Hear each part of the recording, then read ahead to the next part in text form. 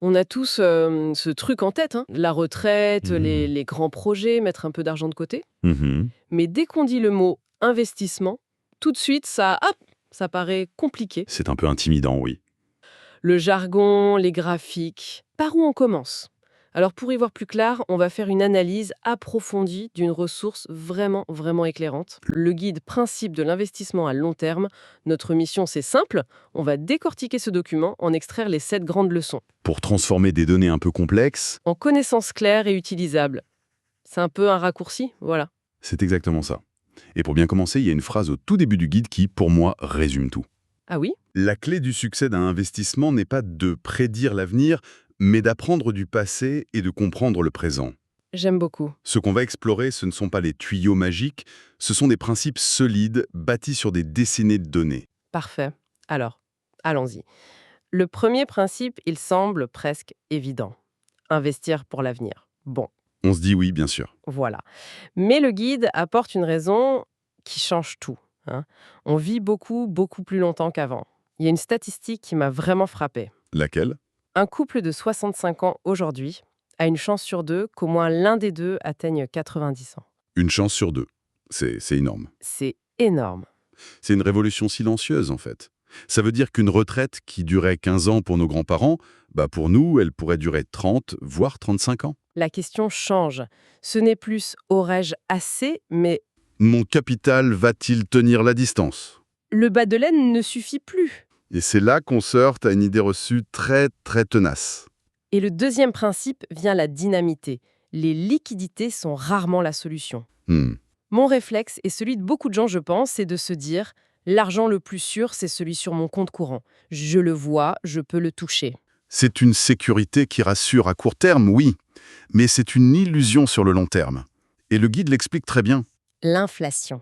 Exactement. L'ennemi invisible qui ronge la valeur de cet argent. On ne la voit pas au quotidien, mais son effet est dévastateur. Le document donne un exemple, non? Oui, très parlant. Avec une inflation à 2%, ce qui est assez standard, un capital de 100 000 euros perd plus de la moitié de son pouvoir d'achat en 40 ans. La moitié. C'est comme avoir une fuite lente et invisible dans son réservoir. C'est exactement l'image. Et historiquement, les chiffres sont sans appel.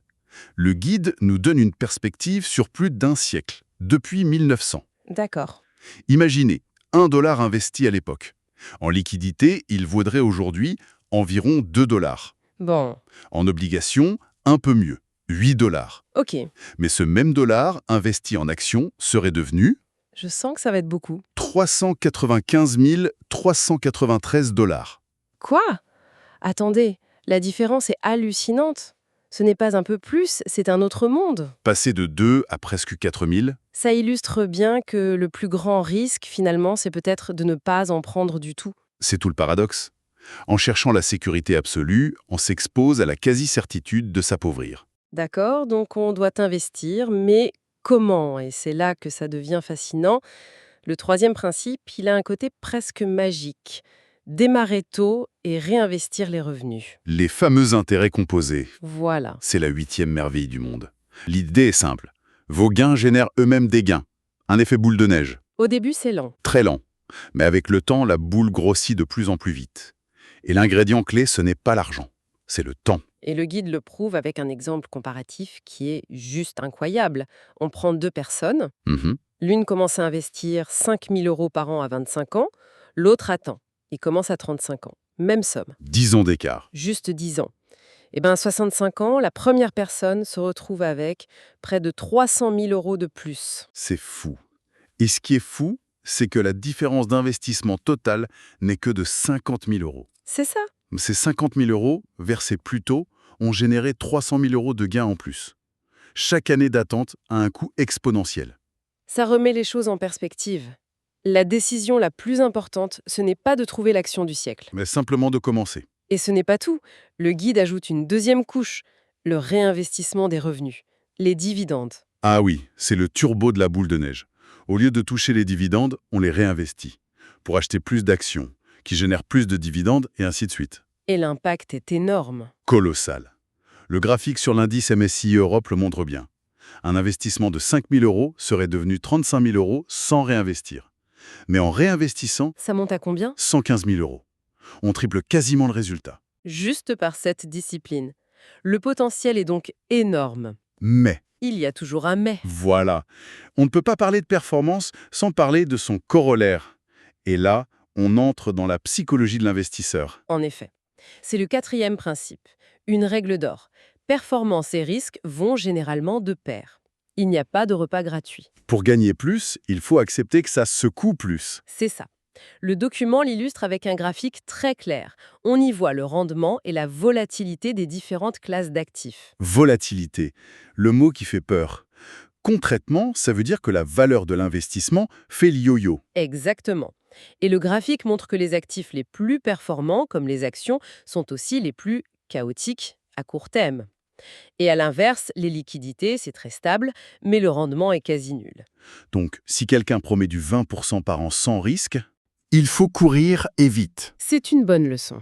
Mais c'est là que le mental entre en jeu. C'est facile de dire « j'accepte la volatilité » quand tout monte. Ah oui. C'est autre chose quand on voit son portefeuille perdre 20% en quelques semaines.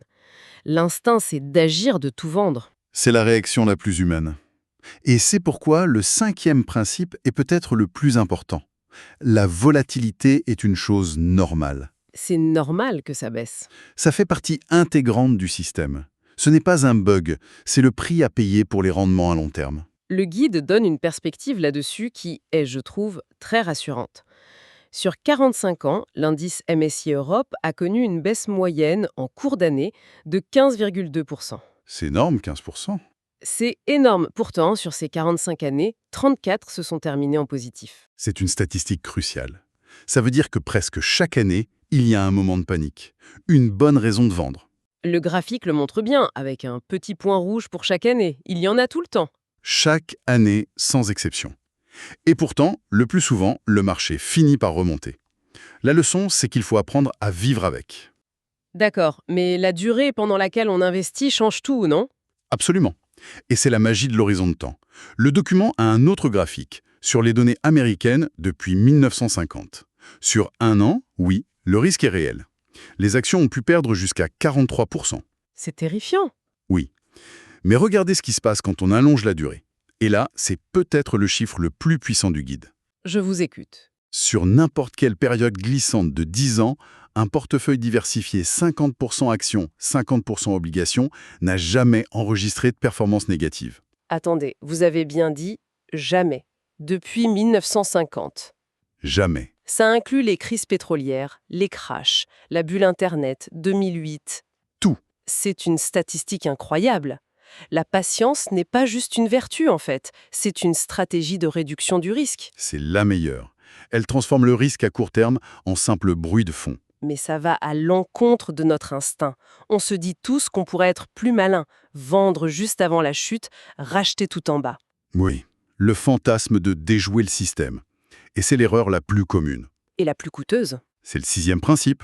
Oui. La difficulté d'évaluer le bon moment pour acheter ou vendre, le fameux market timing. Sur le papier, c'est génial.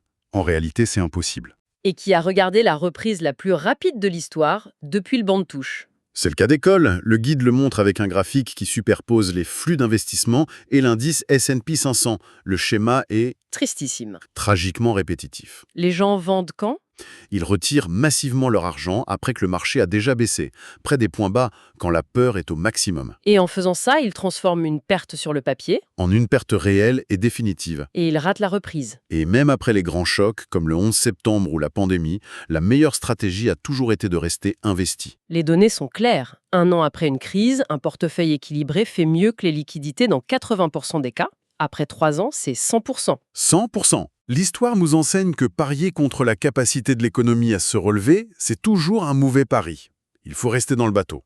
D'accord, le message est clair, démarrer tôt, accepter la volatilité et surtout rester investi. Mais concrètement, dans quoi on investit? On arrive au dernier conseil. Le septième principe, la diversification fonctionne. Le fameux ne pas mettre tous ses œufs dans le même panier. Tout le monde connaît la phrase, mais le guide le démontre de façon visuelle et imparable avec la mosaïque de performance. C'est ce grand tableau très coloré. Chaque couleur, c'est une classe d'actifs. Actions américaines, européennes, émergents, Immobilier. Matières premières, etc. Et ce qu'on voit année après année, Le chaos total. c'est imprévisible. Le gagnant d'une année peut être le perdant de l'année suivante. C'est impossible de deviner. C'est un jeu de hasard. Et au milieu de ce chaos, il y a une case grise. Le portefeuille diversifié. Le mélange de tout ça. Voilà. Et ce qui est frappant, c'est que cette case grise n'est presque jamais la meilleure. Et c'est le point crucial, elle n'est presque jamais la pire non plus. Elle trace un chemin beaucoup plus stable. Précisément. Elle offre une performance solide et constante, sans les montagnes russes.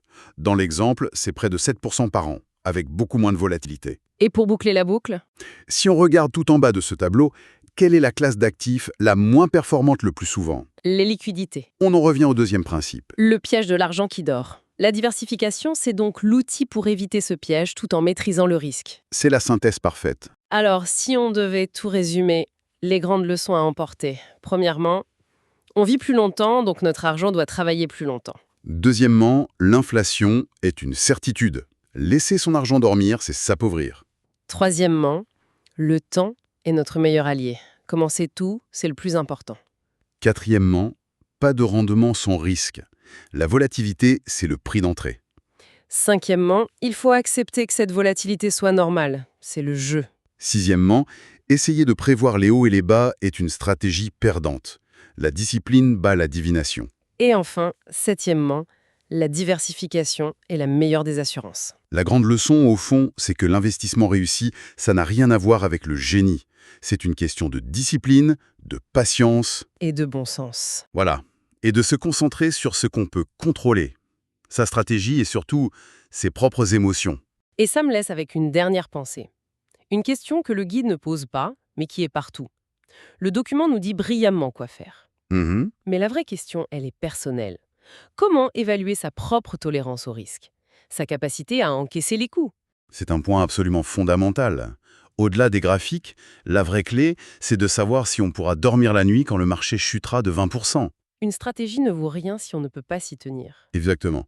Si on a un profil prudent mais qu'on investit comme un casse-cou, on est presque certain de vendre au pire moment et d'anéantir tous les bénéfices. Donc, la connaissance des principes ne suffit pas. Comprendre ces principes, c'est la première étape, indispensable. Mais se comprendre soi-même en tant qu'investisseur, connaître ses propres limites, c'est la seconde. Et c'est en alignant les deux qu'on peut transformer la connaissance en succès.